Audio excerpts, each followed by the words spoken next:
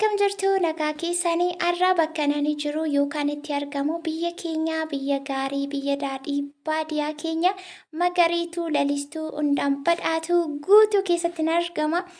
Ani egaa intala baadiyaatti dhalattee guddattee maatiin kollee baadiyaa anillee achumatti dhaladhee guddadhe achumatti yoo barachaa jiru abjuun biyya rabaa nagaltee na fudhattee badde. Kunoo har'a bakka kanan jira jechuudha. Maal hojjechuu fi eessatti deemtaa jechuun keessaniin oolu isa kana tokko lamaan isinitti himaa. Warri baadiyaa yaaddan biyya keessan sirumaafuu namni kamuu jalqabni baadiyyaadha.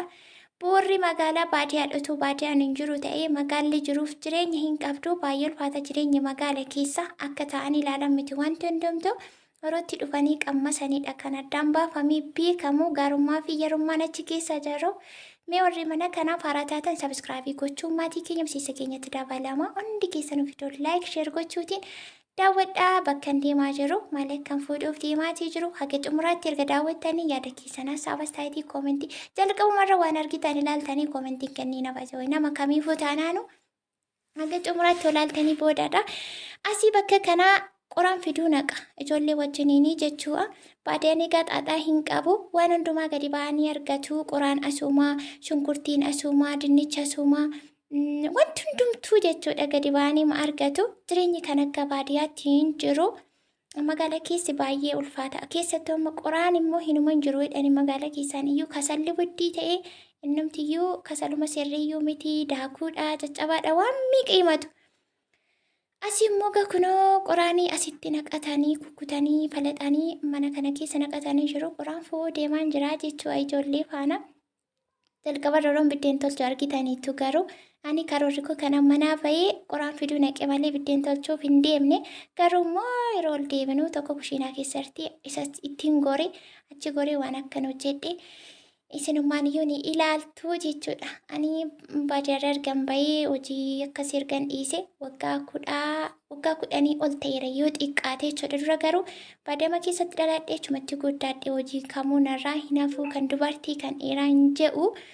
Garuu immoo yeroo cirraa siiqanitti deebi'an wanti hundumtuu xiqqoo namatti jijjiirama. Ani qollinatti qorrii jira. Akkasuma biyyan ture sanatti hojiin illee hin baay'ata.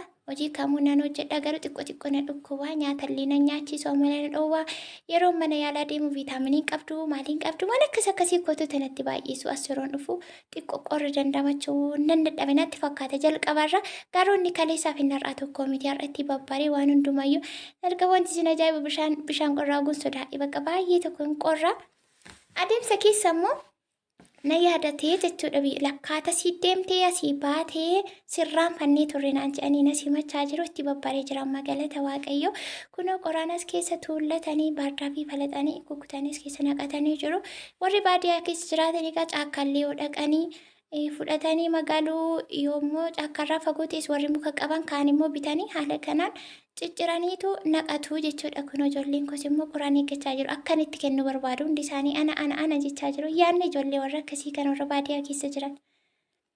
Jireenyi baadiyyaa keessa baay'ee tokko namatti tola. Baay'ee ani yeroo achi taa'ee akkasittiin ilaalu waan an bira qaqqabu natti hin fakkaatu. Wanti hundumtuu immoo guyyaan isaa yoo gahe hinuma gaama hinuma qaqqabe warra akka koo baadiyyaa yaaddan jaallattanii bakka dhaloota keessanii ka'umsa keessan jalqaba keessan yaaddanii hawwitan waaqayyo nagaan gara biyya keessaniitti isinaa fiduu isiniin jechuutiin barbaadaa kunuus keessaa qoraan keenya gadi irra isaa qorqorrootu jira bokkaan akka itti roobne fidhanii namoonni baadiyyaa gaadagaa danda'u hojii isaan hojjetan ni beektu. As kanatti ijoollee kootti kekkennee gaggeessee sanuu akkatti nu wajjin deemtu barbaannaa ani sixaanee deemaan harkasi qabadheen deema jedhaniitu wal lolaa deemna karaa irratti jechuu isheen xinnoon hin boosii inni guddaan hin boosii qabadheen deemaa sitti aanee hin deemaa ati harka kootti naa kenni ati dudda koora naa kaa'ii waan meeqatu jira hin beektu miti baay'ee namatti tola yeroo akkasii amma kanaa deebinee dhufnee mallee deebinee dhufnee fuffuunee hin barakatu qoraan immoo.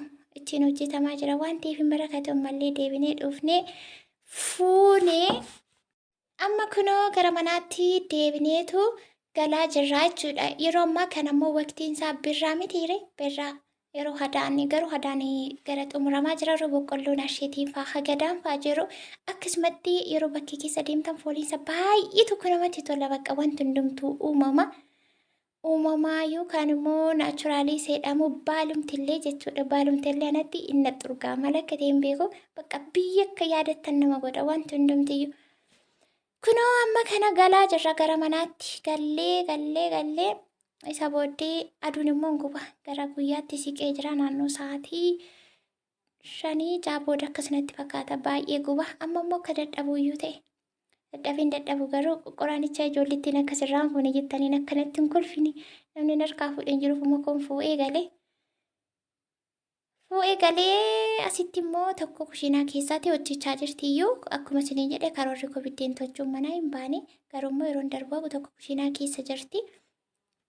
Isheerraa fuudhee yaaluun dhaqee hin aara kushiinaa keessatti aarri karaa gadi bu'uun qabu ta'een beekuni ilaalle. Haala kanaan yaaleetii jira garuu hin beektu akkanaan hin jenne isinitti himee jira. Amma akkamittiin akkan hojjetu isinitti agarsiisa yeroo itti aanutti jechuudha. Kun argitanii akkanaatti latti qaxxa. Eeleen as keessa jiru hundumtuu abbaa qabeedhani kireeffattoonnis gibbii kana keessa jiru. Hundumtuu yeroo hojii isaa hojjetaatu yeroo biddeen isaa tolfatu dhufee irra kaawwataa kansaa malee kan walitti hin tolfamu jedhanika. Kunoo kana fakkaata haala kanaatiin kuni jalqaba dhagaa viidiyoon kun torbee 2 ta'ee erga waraabe akkuman dhufeene garuu immoo dura jalqaban isin biraan qaqqabsiisuu qaban ture akkuman isinitti biizii waan hin ta'eefan amma yoonaa tuttursi har'a immoo isin biraan qaqqabsiisee jira warri yaaddanii dafaa goota bira gaa waaqessinaa gargaaru sifeetii naa kennaa sifeetii irratti hin baasannaa hunduma isaa irratti baasin si ilaallan aan jedhanii kaameraamaaniin jira isaan natti kolfuu fi waan awwallaaletti fakkaata garuu har'a akkasii miti isaanumtuu isa gaafasicha natti kolfan irratti gaabbuun isaaniin oolu. Qoraa yeroo boba'u ofitti nama sallaqi nama go'a abiddi jechuu baay'ee tokko nu hin ho'a. Amma garuu ofii kolatti qaxxi godhee hojjechuu hin danda'a hin beektu akkanaan hin jenne sumarraan akeekkachiisa deddeebii isinitti himaa jechuudha. Ilaalamee arrabni ibiddaa kun nama sodaachisu lafa maree keessatti isin darbata. Akka afaaniin odii sammiti wanti hundumtu yeroo bira ga'aniin ulfaata. Kunoo kana fakkaata garuu argi koo hojii wallaalleen maaliifi hojii kushiinaa keessan ture waan ta'eef achi waan tokko na jalan darbitu jechuudha waan tokko. Anuutu koomentii ofii kenna. Kana fakkaataa viidiyoon araabsinii qabadhee dhufe immoo isaa bakka kanatti warri baadiyaa keessa yaaddanii asumarraan itti bu'aaraa itti fataa'edha. Laayikii godhaa akaawuntii keessaanuu daddafeen dhufa waan jiruu infoormeeshinii odeeffannoo oduu simbirtuu zeenaa isin biraatiin qaqqabsiisa.